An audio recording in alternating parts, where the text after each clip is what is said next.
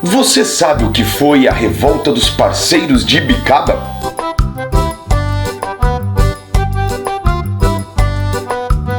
Nesse vídeo do canal Pé de Limão, vamos entender melhor o que foi essa revolta e como ela afetou as relações trabalhistas e migratórias aqui no nosso país. Mas, antes de começar, lembre-se de se inscrever no canal, ativar o sininho para receber as notificações. Vamos fortalecer nossa parceria e ajudar a plantar informação e conhecimento na rede, sem fake news. Lá na segunda metade do século XIX, São Paulo já era um grande produtor de café, resultado da política iniciada em 1748 pelo governador Luiz Antônio de Souza Botelho Mourão. Esse cara mesmo. Uma das mais importantes fazendas de café era a de Ibicaba, ali na região de Limeira, propriedade de um tal de Nicolau Pereira dos Campos Vergueiro, o senador Vergueiro, aquele daquela rua enorme que tem em São Paulo, sabe? Como toda a produção colonial no Brasil, Ibicaba também contava com a força de trabalho escravizada.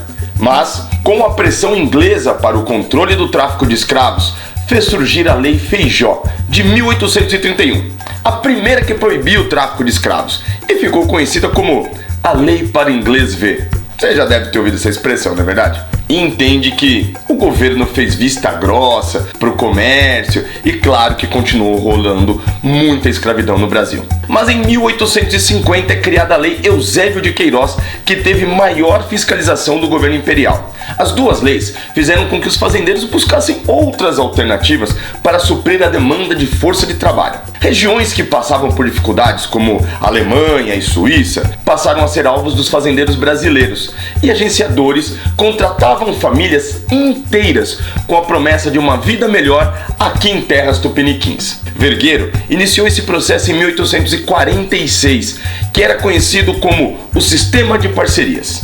Esse sistema era baseado no sistema de colonização americana e consistia na cessão de porções de terra para os colonos cultivarem. Eles recebiam metade da venda do café colhido, daí o nome parceria. Essas famílias chegavam lá no Porto de Santos e de cara já eram instaladas nos mesmos galpões que os escravos ficavam quando existia o tráfico no Brasil. E para piorar, aqui quase ninguém falava alemão ou suíço, qualquer língua dessas, o que era extremamente difícil para eles fazerem qualquer negociação quando chegavam aqui. Ao chegarem nas fazendas, eram acomodados em casas precárias, com diversas reformas para serem feitas por eles mesmos, e sempre sem nenhum móvel.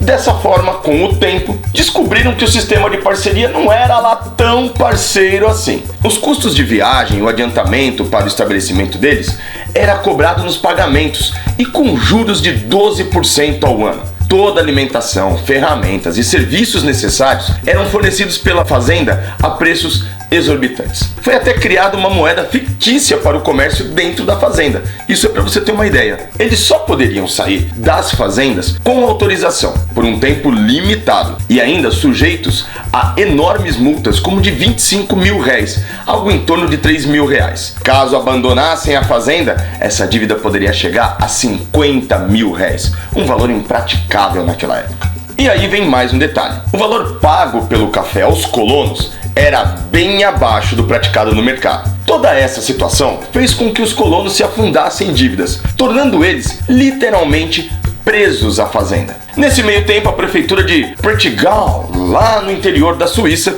enviou um funcionário público, o Thomas Davatz, como ficou conhecido aqui no Brasil. Esse cara ficou como correspondente para ver como as coisas estavam rolando aqui em São Paulo. A missão dele era relatar sobre a liberdade religiosa, afinal, eles eram protestantes e estavam vivendo em terras católicas. Os serviços médicos também ele veio dar uma analisada, assim como os sanitários e como andava a vida particular. Thomas chegou em Ibicaba em 1855. Seus relatos se tornaram um livro chamado Memórias de um Colono no Brasil, traduzido por um tal de Sérgio Buarque de Holanda. Sim, ele mesmo, o pai do Chiquinho.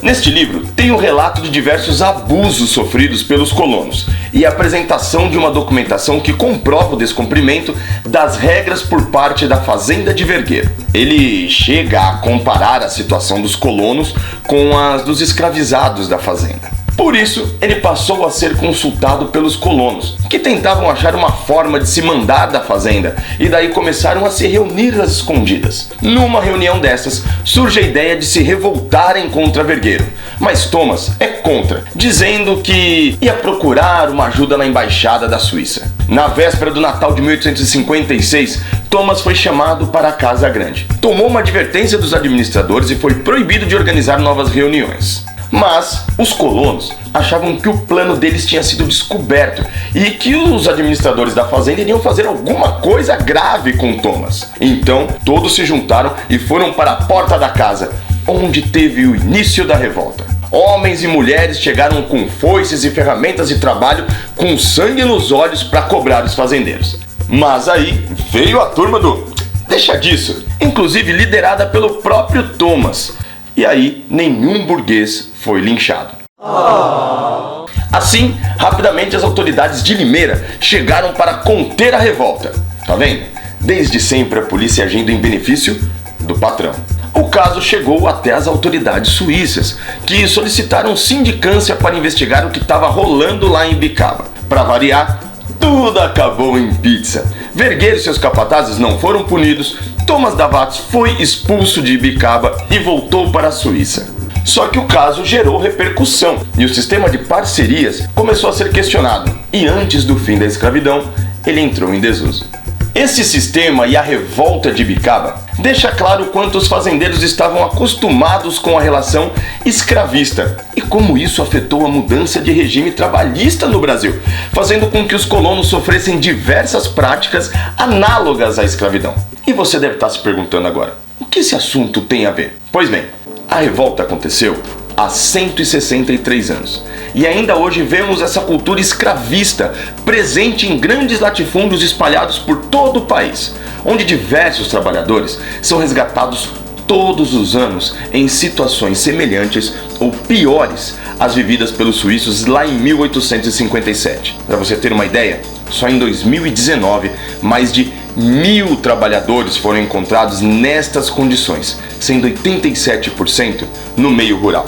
Por isso, vale você entender a importância das leis trabalhistas. Elas existem para defender tanto você que está na cidade, quanto você que está aí no interior, no meio rural. As leis trabalhistas são para os trabalhadores. E lembre-se, enquanto você tem um salário, você é um trabalhador.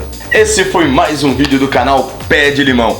Se você gostou, deixa aquele like, recomenda pra família, pros amigos e pra essa galera aí que não tá entendendo a importância das leis trabalhistas. Vamos lá, gente, dá uma força pro canal Pé de Limão. E daqui a pouco, já a gente volta com mais vídeos e mais coisas pra vocês, sempre trabalhando sem fake news. Até a próxima!